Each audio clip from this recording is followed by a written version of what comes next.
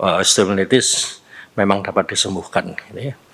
Tapi dalam fenomena klinis kita melihat bahwa penyembuhan osteomyelitis selalu melewati proses yang disebut dengan sequester, sehingga prosedur bedah biasanya kita melakukan sequesterektomi. Sebelum terjadi sequester, maka kita tidak boleh melakukan intervensi bedah, ya. Jadi bagaimana konsep saudara ini dengan penggunaan ion perak, apakah tetap melewati fase terbentuknya sequester atau tidak terbentuk sequester, sehingga tapi dapat langsung mencapai kesembuhan tulang. Yang nomor 2 adalah di dalam tulisan saudara menyebutkan bahwa adanya ion perak ini memicu timbulnya VEGF atau proses angiogenesis, sehingga adanya ion perak dapat membantu penyembuhan tulang yang mengalami infeksi. Yang menjadi pertanyaan, selain khasiat ion perak sebagai antibakteri dan proses memicu timbulnya promoting VEGF atau angiogenesis, kira-kira di mana yang dulu terjadi kematian Staphylococcus aureus oleh ion perak atau bagaimana dengan angiogenesis ini? Karena juga terkait dengan pembentukan sequester pada penyembuhan osteomyelitis. Konsep-konsep yang saya ketahui selalu melewati proses terbentuknya sequester, ya. Terima kasih. Terima kasih. Pertanyaan Prof. Gun. Yang pertama, saya berusaha mencoba mengkaitkan pertanyaan Prof. Gun dengan apa yang saya lihat di percobaan saya. Kalau melihat dari kerangka konsep di mana ion perak itu bisa merangsang aktivitas dari osteoclastogenesis, dan harapannya dengan proses osteogenesis di awal, di mana seperti kita ketahui bahwa boundaries dari sebuah infeksi itu kita harus menerobos batas luarnya. Nah, ini diharapkan bisa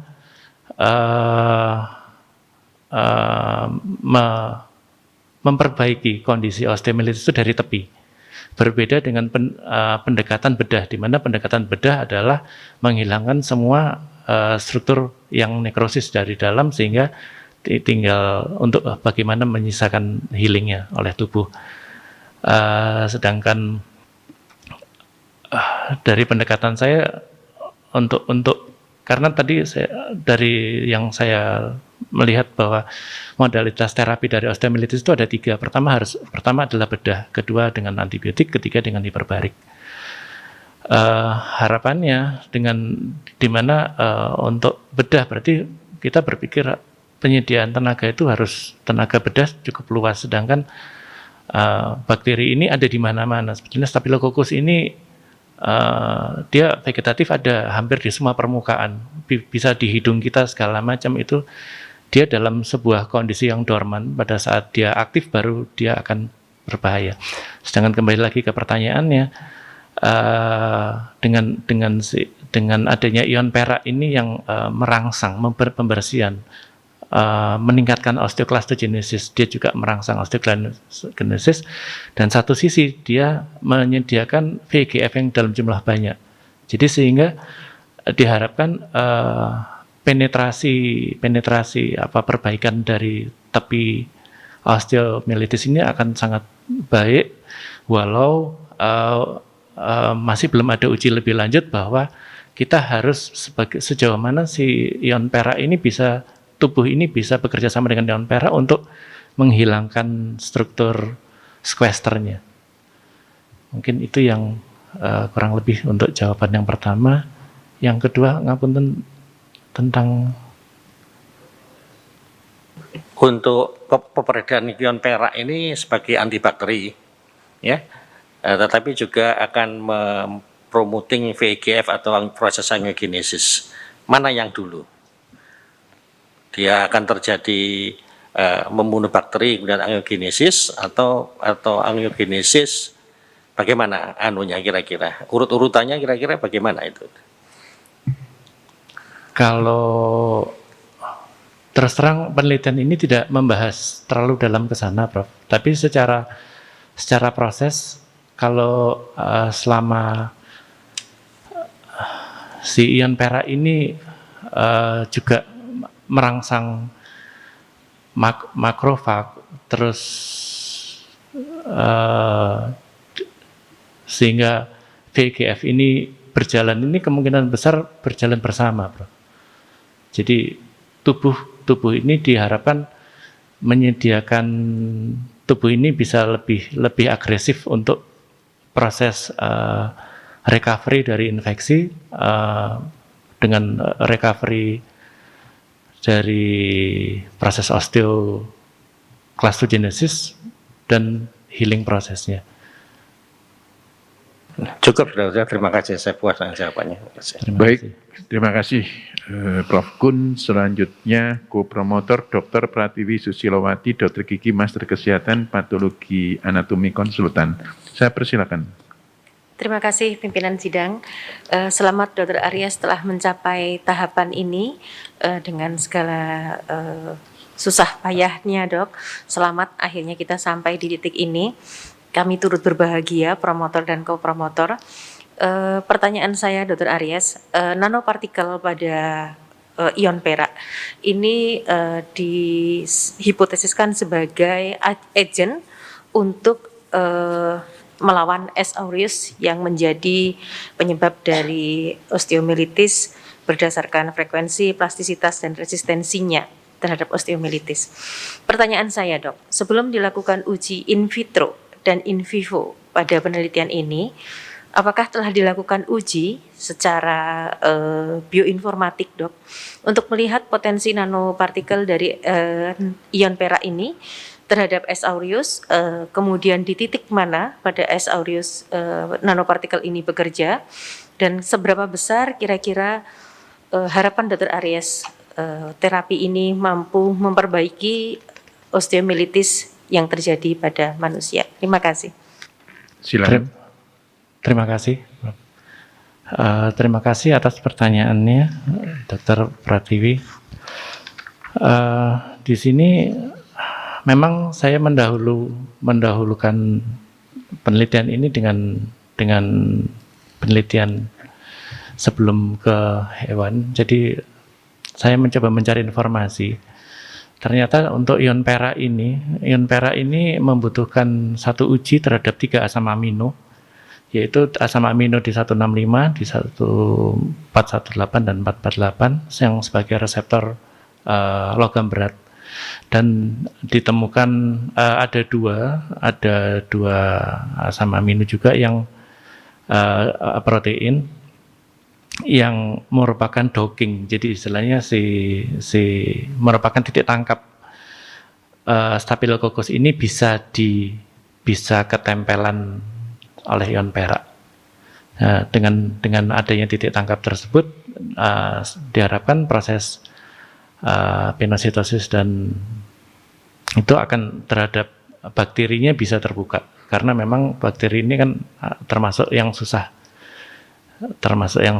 di terapi secara sederhana.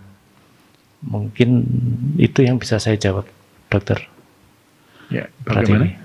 Dr. Pratiwi. Terima kasih, Dr. Aries. Adakah data bagaimana energi yang dihasilkan dari ikatan antara ion perak dan S. aureus ini pada membran? Apakah data ini juga ada pada uji bioinformatik, Dok, atau perlu kita lakukan uji lanjut untuk melihat potensinya kira-kira?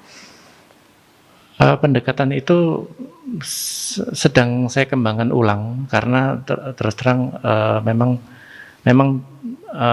butuh legalitas untuk menyatakan bahwa yang saya temukan adanya titik docking list 105 dan glue 35 ini harus punya kejelasan berapa ikatannya dan segala macam, tapi masih dalam proses sehingga saya tidak bisa memasukkan ke dalam disertasi ini. Ya, terima kasih Dr. Aries, semoga penelitian berikutnya sebagai lanjutan dari disertasi, hal ini kita bisa periksa lebih lanjut untuk melengkapi publikasi nanti. Terima kasih Dr. Arya, selamat. Terima kasih pimpinan sidang. Baik, terima kasih kembali Dr. Pratiwi. Selanjutnya ke penyangga. Yang pertama, Dr. Erna Sulistiawati, Dokter Gigi, Master Kesehatan. Saya persilakan. Terima kasih pimpinan sidang. Oh ya, terima kasih pimpinan sidang. Untuk pertama, saya ucapkan selamat dulu kepada Dr. Aries Muharam yang kebetulan kita satu level ya di S3. Akhirnya hari ini mencapai tahap akhir dari studi S3-nya. Pertanyaan saya ada dua. Yang pertama adalah bahwa salah satu faktor krusial dalam riset eksperimental yang bertujuan untuk eksplorasi terapi terhadap suatu penyakit adalah pembuatan binatang coba atau model binatang coba yang harus dapat mewakili kejadian pada manusia, gitu ya. Kemudian saya ingin Dr. Aries untuk apunten. Mungkin Dr. Aries bisa berbagi apakah kendala-kendala yang dihadapi saat pembuatan model binatang coba osteomyelitis ini, karena saya tahu agak susah ya, itu tikusnya kecil juga. Yang kedua adalah tentang keberlanjutan dari penelitian ini. Jadi kira-kira langkah-langkah apa atau penelitian-penelitian apa yang akan dilakukan agar penelitian ini dapat diterapkan untuk terapi osteomyelitis. Sekian pertanyaan saya, dokter. Monggo. Terima kasih pertanyaannya Dr. Erna. Saya mencoba menjawab kendala dalam membuat model tikus. Karena untuk tikus model osteomyelitis pada rahang itu saya belum dapat yang baru, yang maksudnya yang betul-betul di mandibula dan seperti sering kejadian di manusia. Namun saya mencoba membuat model di mana infeksi itu terjadi pada daerah posterior dari mandibula. Nah, untuk pendekatan secara intraoral sempat saya menggunakan hewan coba yang lebih kecil, namun tidak berhasil. Akhirnya saya harus menggunakan strain Wistar yang berat badannya sudah minimal di 300-an. Nah, dari situ saya bisa mendapatkan massa tulang yang cukup untuk dilakukan meletakkan inokulasi itu dalam posisinya. Namun terus terang kembali lagi karena hewan ini pengerat, itu ternyata saya juga menemukan bahwa insisif dari berbeda dengan manusia, di mana pengerat ini memiliki benih gigi itu hingga di molar ketiga, jadi dia cukup di posterior dan itu cukup menyulitkan menjangkau struktur alveolar untuk pemberian S. aureus. Jadi mungkin dalam penelitian saya nanti akan ada mix antara infeksi pada periodontal dari benih gigi dan alveolar. Jadi tidak murni alveolar seperti pada umumnya. Dan selanjutnya memang penelitian saya ini masih jauh dari sempurna, sehingga pasti akan segera ada kelanjutan untuk mengestabliskan model infeksi osteomyelitis yang lebih bagus dari yang saya lakukan. Mungkin itu yang bisa saya sampaikan. Monggo, silakan. Tadi kan masih satu ya? Oh ya. Mengingat logam yang terapi yang diberikan adalah berasal dari logam ya Dr. Aries. Kira-kira tentang, saya lihat juga pertama kali diberikan sistemik ya, mungkin untuk efek samping, evaluasi efek samping dan bagaimana, apakah sudah ada atau belum pernah ada nih dokter? Kalau di penelitian saya kebetulan saya tidak melihat ke efek samping, jadi mungkin saya bisa melanjutkan pengamatan saya pada organ-organ yang lain. Jadi karena saya hanya fokus di struktur keras, kemudian hepar dan beberapa struktur lain masih saya simpan. Insya Allah saya bisa melanjutkan untuk melihat efeknya kepada organ-organ yang lain. Sedangkan kalau yang saya pernah baca di beberapa jurnal pada manusia, itu dari WHO tahun 2018 itu menyatakan dalam dosis yang normal, pemakaian normal itu tidak memberikan efek toksisitas apa-apa, sedangkan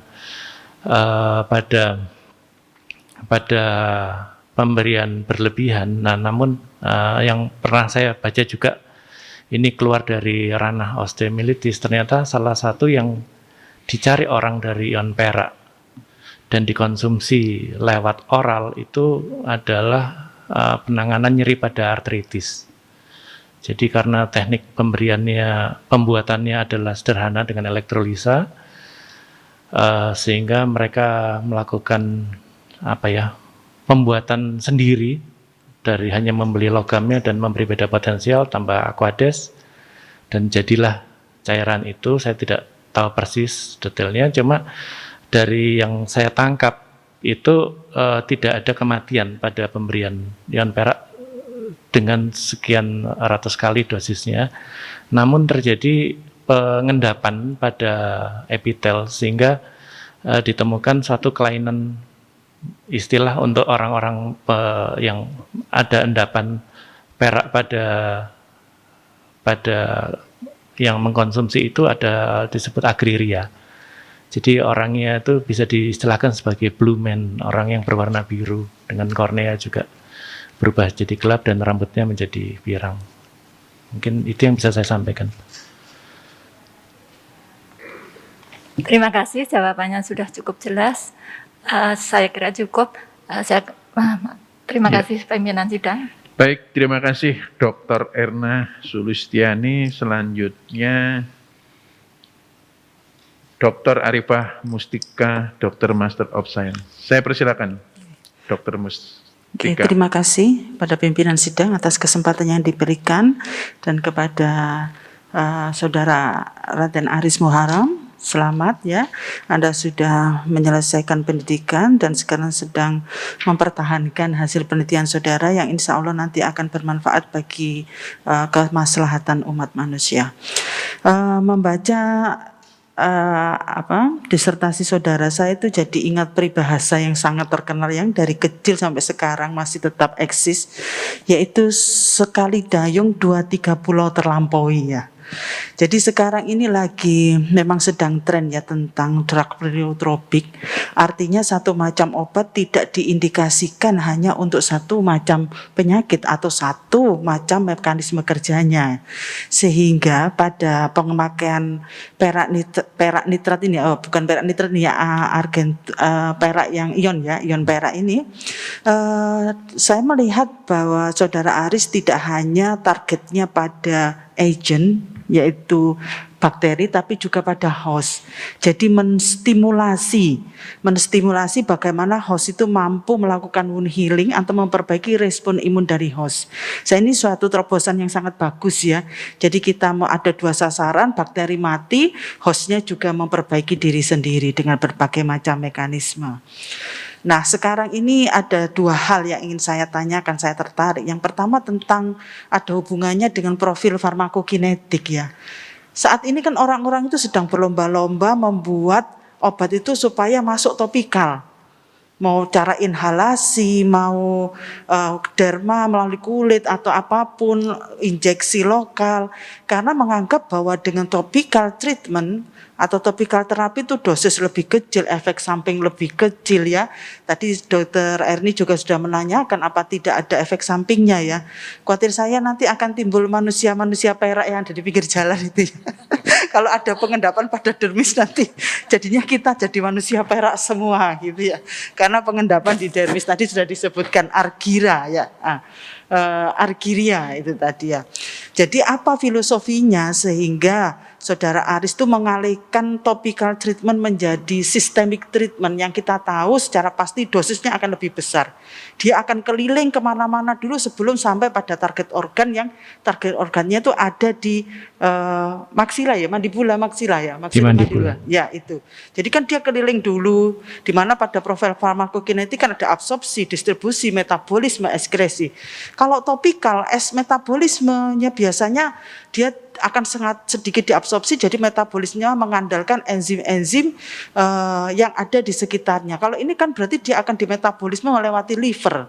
Nah ini yang menjadi pertanyaan saya pada profil farmakokinetik. Pertama, alasannya kenapa mengubah topikal menjadi sistemik yang kita tahu bahayanya akan lebih besar, termasuk bagaimana proses metabolisme dan ekskresinya akan diekskresikan lewat mana dia, ginjal kita bagaimana itu yang pertama. Yang kedua, saya membaca judulnya tentang analisis mekanisme. Jadi kalau melihat analisis mekanisme berarti akan menjelaskan hubungan antar variabel rangki-L, ransik, osteoklas, osteoblas, osteokalsin dan sebagainya. Tetapi saya melihat pada rumusan masalah itu ada yang pertama ya. Jadi di sini memang akan menjelaskan ya bagaimana hubungan aktivitas antibakteri, penurunan reabsorpsi tulang dan seterusnya. Pada tujuan umumnya juga akan menganalisis ya bagaimana aktivitasnya ini. Tetapi saya lihat pada metode juga akan dilakukan analisis regresi. Tapi kok saya tidak melihat, apa saya ketinggalan ya, pada hasil kok tidak ada analisis regresinya, pada pembahasan juga tidak mengketerkaitkan ya antar variabel tersebut. Padahal judul dari disertasi ini adalah analisis mekanisme. Nah itu jadi sebetulnya bagaimana sih mekanismenya ini sehingga Ag+ tadi, ion perak tadi mampu tidak hanya membunuh S. aureus, tapi juga mampu memperbaiki defek osteomilitis. Karena saya lihat beberapa variabel sangat cukup signifikan ya. Jadi kan berarti ada hasilnya. Saya kira itu 2 pertanyaan saya. Terima kasih. Silakan. Beliau adalah Departemen Farmakologi, jadi sangat terkait sekali dengan pertanyaannya tadi. Saya persilakan. Ya, terima kasih, Dr. Arifah. Untuk kenapa saya mengubahnya menjadi pemberian secara sistemik. Jadi di sini yang saya melihat adalah target awalnya apa? Beranjak dari sebuah osteomilitis itu pendekatan idealnya itu adalah harus bedah. Bagaimana dengan di tempat-tempat yang tidak ada dokter bedah? Jadi akhirnya mulai menggeser apakah ada solusi untuk memberikan ini, di mana mencari sesuatu produk yang sederhana, mudah diadakan dimanapun, dalam arti dengan ketersediaan mungkin butuh listrik dan hanya dengan air murni dan logam perak. Nah dan itu juga ternyata saya lihat fenomena itu dilakukan pada yang penderita agriria itu yang untuk mengatasi rasa nyeri karena artritisnya itu. Nah memang satu sisi yang saya lihat ternyata agriria ini kan terjadi karena mungkin namanya manusia tuh pasti punya sifat serakah, jadi dikasih sedikit kurang, akhirnya sampai memberikan dosis sekian kali jauh lebih banyak. Sedangkan pada pemberian untuk osteomilitis ini diharapkan tidak sepanjang itu pemberiannya, jadi diharapkan dia cukup safety untuk di case-nya osteomilitis. Sedangkan untuk kematian memang belum pernah menemukan jurnal yang melaporkan kematian oleh pemakaian secara peroral untuk ion perak ini. Selanjutnya untuk yang pertama sudah terjawab. Monggo dilanjutkan untuk yang kedua yang tentang analisis mekanisme. bisa saya sampaikan itu seperti yang ada di kerangka konsep sebetulnya.